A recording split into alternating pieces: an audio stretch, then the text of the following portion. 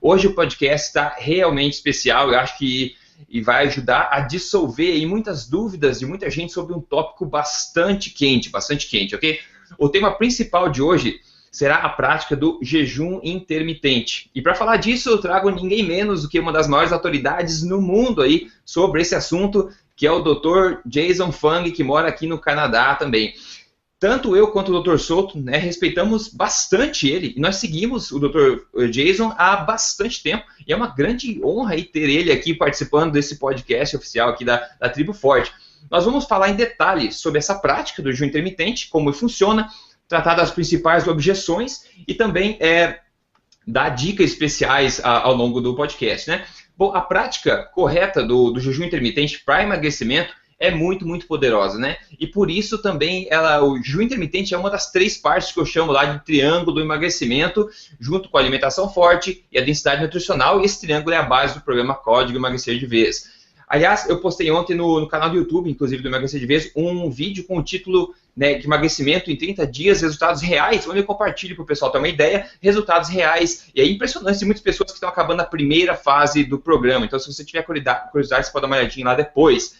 Além do nosso papo hoje aqui sobre jejum intermitente, nós vamos também ter o quadro, né, o que você comeu no almoço de ontem, onde nós 3 vamos compartilhar o que a gente comeu no almoço de ontem. Você vai saber o que o Dr. Fung comeu no almoço de ontem também, para dar algumas ideias. Esse podcast está sendo gravado em vídeo, tá? Então, ele vai ser 100% legendado para que todos possam acompanhar. Então, se você está ouvindo aqui a versão em áudio e não está confortável com o inglês, o Dr. Fung não fala português, obviamente, então a gente vai ser tudo em inglês, então vá no emagrecerdevez.com que você tem lá a versão transcrita e também a versão legendada em vídeo. Um lembrete rápido aos membros VIP da Tribo Forte, o bônus do episódio anterior, né, que são as 10 dicas especiais para adaptação à alimentação forte, dadas pelo nutricionista Poliana Freitas, está disponível dentro do portal no episódio número 10 lá dentro. Ok, então a gente está pronto para começar aqui a nossa conversa a partir de agora, e eu vou mudar para inglês aqui a nossa conversa com o Dr. Jason Fung, né? And to start off, Jason Fung, together with Tim Oakes, just published a great book called The Obesity Code, and it's available on Amazon and other big chains. So I recommend everyone to check it out. I love it. Dr. Soto love it as well. Great, great work, Jason, and welcome to this podcast. A great honor having you here today. Oh, thanks for having me. This is great. Yeah, good afternoon, Dr. Soto. How is it going? Fantastic. Fantastic. It's a great moment for Brazilian health, I think. I hope we can share a lot of good knowledge that can improve a lot of people's lives. So, to hit the ground running here today, to start off, I would like to address the basics of intermittent fasting, and then we're going to move into more advanced topics as we go along. So, we know that intermittent fasting is a very old practice, right? And even today, it's something that billions of people all over the world do every year, mainly for religious purpose, right? So if you listen to this, never heard of intermittent fasting before, and don't know what it is, this practice basically consists in not eating for a limited amount of time. For example, 12 hours, 16 hours, 18 hours, 24 hours, 36 or even more. So now, people today are very, very skeptic about not eating for a while, right? Like being without food. They're afraid of not getting food every couple of hours because all of this constant eating frenzy created by the modern world and, let's say, wrong advice that they were giving as well. To get this out of the way right at the beginning here, let's start with this. Dr. Fung, is intermittent fasting a healthy practice?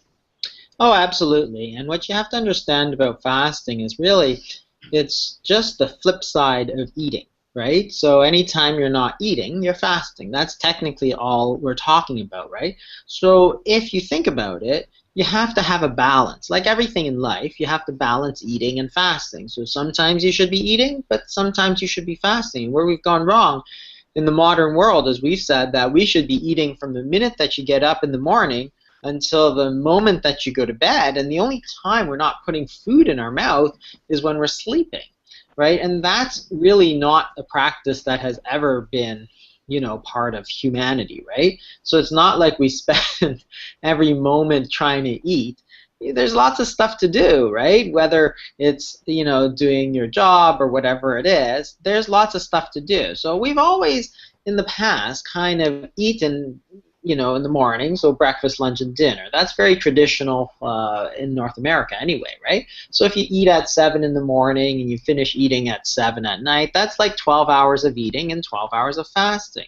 So that's pretty balanced, right? But now if you eat constantly throughout the day, right? So instead of eating breakfast, lunch, dinner, if you look at the United States, because data is easily available there, the United States in 1977, the average meals per day was 3, so breakfast, lunch, dinner. That's fine. When I grew up in the 70s, if you tried to snack, your mom would say, no, you shouldn't snack, you'll ruin your dinner, it's not dinner time, right? So don't eat. And that's just the way it was, and we all lived like that. Now, if you go to 2005, the average number of meals a day is actually 6. This is in the United States. So we've almost doubled the number of times we're eating throughout the day. So if you're eating all the time, it's only logical that you're going to gain weight, right? But for some reason, we think that it's going to make us lose weight. Well, eating more frequently is going to make you lose weight? How is that supposed to work, right? It doesn't even make any sense. That's the whole problem, right? So what you need to do is you need to give your body a chance to digest and to burn off some of the food energy that you've put in your mouth, right? And that's a normal process. So you eat for 10 to 12 hours of the day, and you fast for 12 to 14 hours a day, and everything is balanced and people do very well. So that's the whole idea. If you want to lose weight, then you can lengthen that period where you're fasting. And what's going to happen when you fast? Well, your body is simply going to burn off some of the food energy that you've put in your mouth. And that's all that's going to happen, right? It's not like you're going to die, right? This is the thing that people say, oh, you're fasting for 24 hours. Well, what about all the times that people, you get busy and you wind up working through, eating breakfast and you skip lunch because you're too busy, right? You've gone 24 hours, you haven't eaten, nobody died, right? We've all done it. In fact, half the time when you're that busy, you don't even notice it. So what's actually happened in the body? Well, your body's just burning off some of the stored food energy. You store food energy as sugar and fat.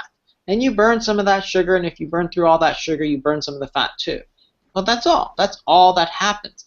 And it's okay, right? We get this idea that, wow, you're going to kill yourself, or you're going to ruin your metabolism, or you're going to do all these bad things.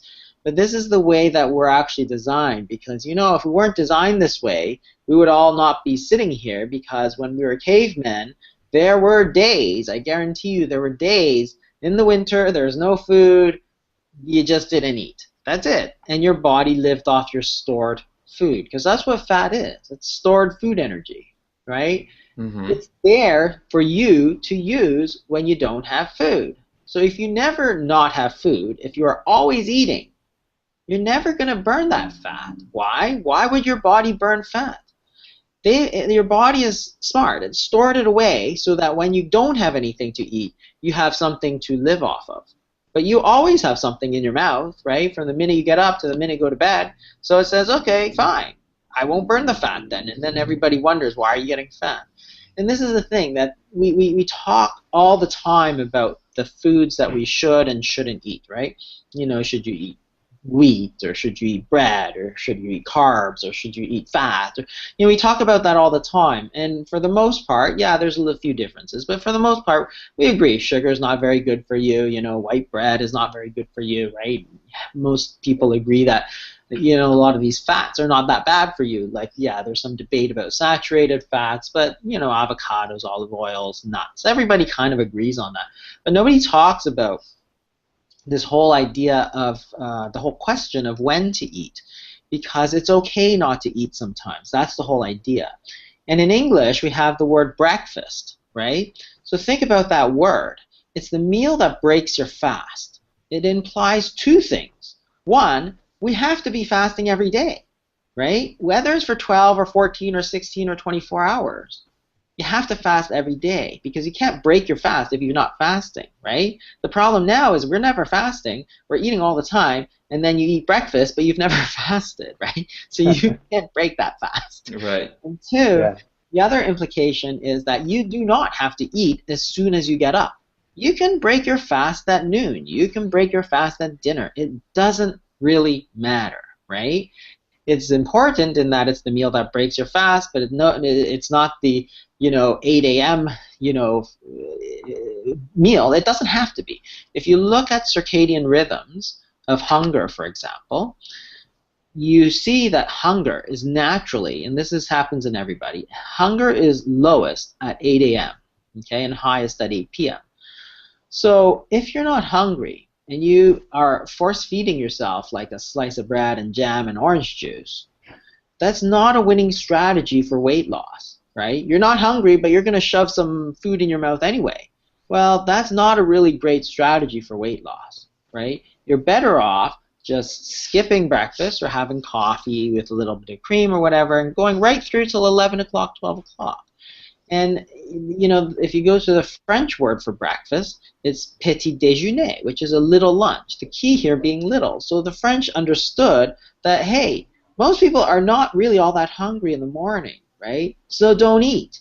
That's your body telling you that you don't need to eat, right? And everybody says, oh, I'm not going to have energy. It's like nonsense. Your blood sugar is completely normal. And in fact, what happens just before you wake up is that your body produces these counter-regulatory hormones. So those are hormones such as cortisol and epinephrine and growth hormone. And they actually pump out a little bit of glucose into our system, right? They take the stored sugar that you had from yesterday's lunch and it kind of puts sugar into your system. So your body has already kind of gassed you up for the day. It's fueled you up already. You don't have to put food in your mouth to do that, right? And that's the thing, that it's if you don't eat, it's okay once in a while, right? In fact, all you're going to do is lose weight, right? That's the whole idea. And if you understand that, then you can look at intermittent fasting and say, hey, here's a strategy, a very powerful strategy that nobody is using. But why? We need all the tools in our tool belt to fight this problem of obesity, because it's really hard. Weight loss is very hard, right? Type 2 diabetes, very hard.